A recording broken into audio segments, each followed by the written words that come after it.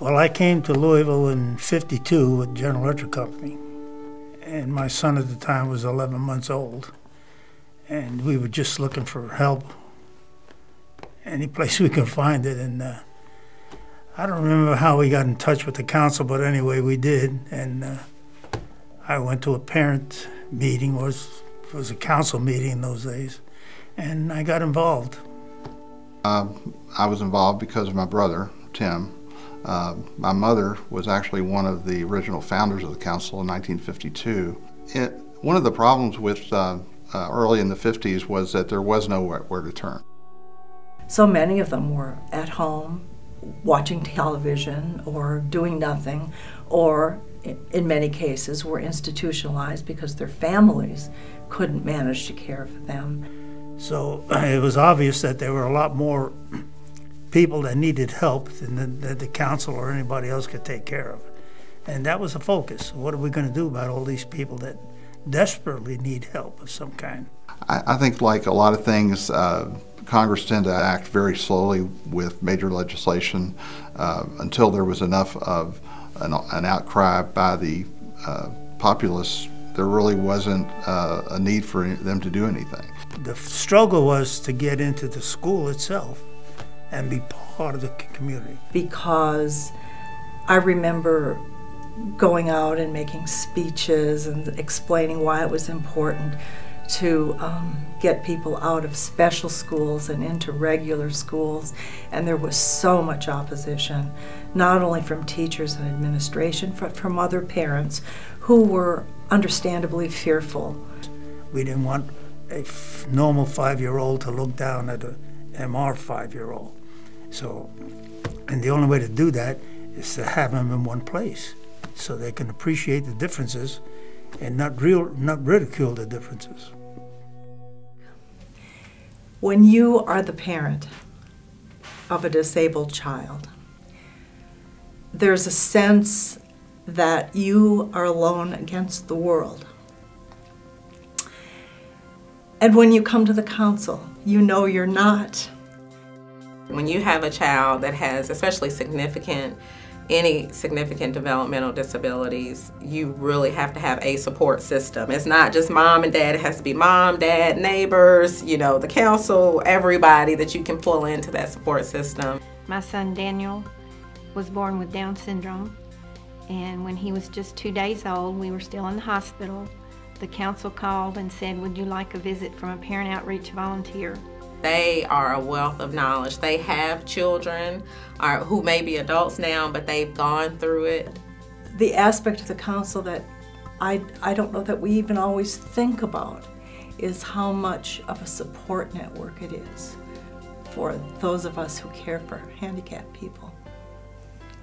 The council's been very instrumental in helping Daniel in an educational setting, helping him meet his educational goals. I'm Daniel, not Tamaya. The council means a whole lot to me. It has built my confidence to believe in myself. Daniel is an outgoing young man, but the council's given him so many opportunities, such as public speaking, meeting other people, being involved in the community, just being out there meeting and greeting. It's helped him have a high self-esteem and just think well of himself and be confident. I work at Ceridian, and what they do is that they let me scan the documents. The council was instrumental in helping network with other professionals in looking at Daniel's interests, what his strengths are, and helping him look for employment that would suit him.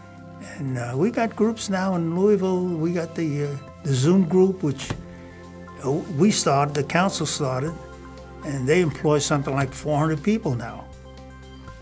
And they're not in the sheltered workshop. They work at UPS, they work at the food places, and this is what I'm talking about, getting part of the community. The public donations for the council keep us afloat. The support of businesses and companies of the council helps us remain strong, helps us with the outreach programs, and all the needs that we can meet in the community, which are just vital to families.